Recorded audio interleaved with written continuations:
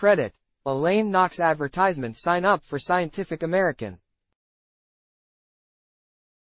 Supreme Court released its ruling in Sackett v. Environmental Protection Agency. The court found in a 5-4 decision that the U.S. EPA had interpreted its powers too broadly. The ruling will limit the types of streams, wetlands and other water bodies the agency can protect under the Clean Water Act.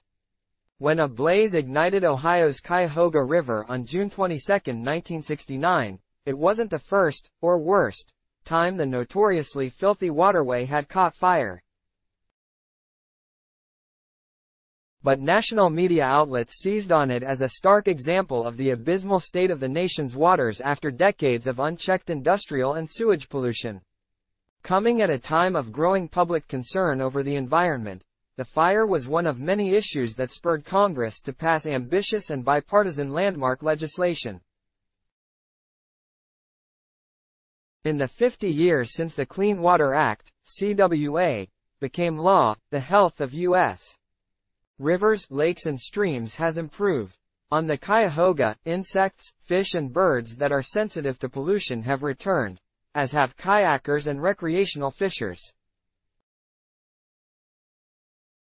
The CWA is under attack in the court system by people who would weaken it, and there are multiple sources of pollution that the current law doesn't adequately address. The National Resources Defense Council reports that as of 2019, more than 80% of bays and estuaries and around 55% of rivers and streams harbored unsafe levels of at least one pollutant. For the sake of our health and economic prosperity, we need stronger protections for our waterways, and we need our courts to uphold the CWA against its current challenges. A major question in the court debate is what bodies of water the CWA covers. The objective of the law is to restore and maintain the chemical, physical, and biological integrity of the nation's waters, and to eliminate the discharge of pollutants into the navigable waters. The Environmental Protection Agency and the Army Corps of Engineers, which administer the CWA, have always interpreted those mandates broadly.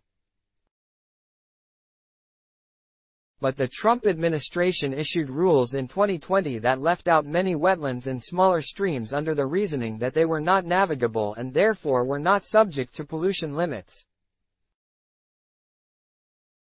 Although the Biden administration has proposed rules that would restore protections to small streams and wetlands, a Supreme Court case on the docket for this fall could undermine them. In Sackett v. EPA, the petitioners argue that wetlands on their property, and by extension millions of acres of other wetlands, are not covered by the law. But these wetlands connect with other, navigable waters, and as 12 scientific societies have stated in an amicus brief, that argument rejects hydrological reality.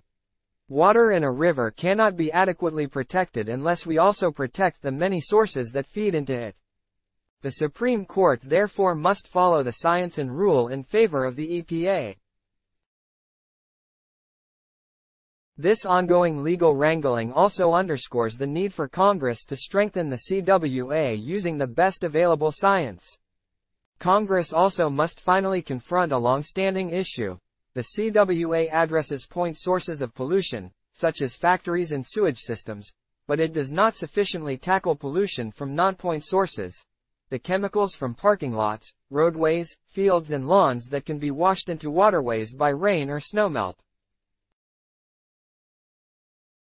Agricultural and lawn fertilizers contain nitrogen and phosphorus, which have been shown to feed toxic algal blooms from the Gulf of Mexico to the Chesapeake Bay to Lake Erie.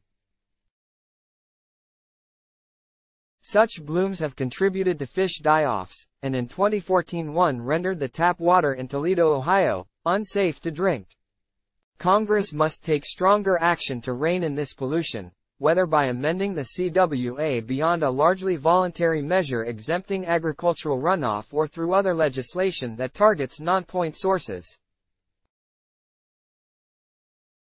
Policymakers should work with farmers, ranchers and scientists to develop strategies tied to clear metrics and provide tangible incentives.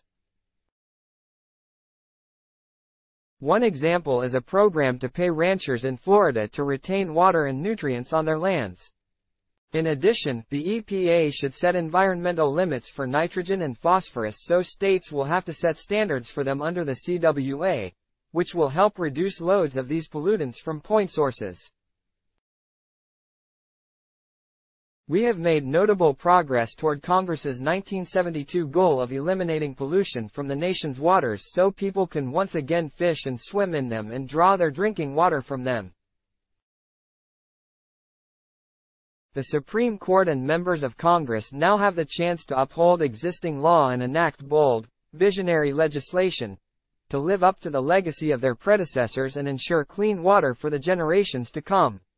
This article was originally published with the title, 50 More Years of Clean Water, in Scientific American, Science News, Expert Analysis, Health Research, 12, doi. 10.1038, Scientific American 1122-12 about the author's recent articles by the editors. Ron DeSantis's anti-science agenda is dangerous. The science is clear. Gun control saves lives. Why anti-trans laws are anti-science. Adblock test. Why?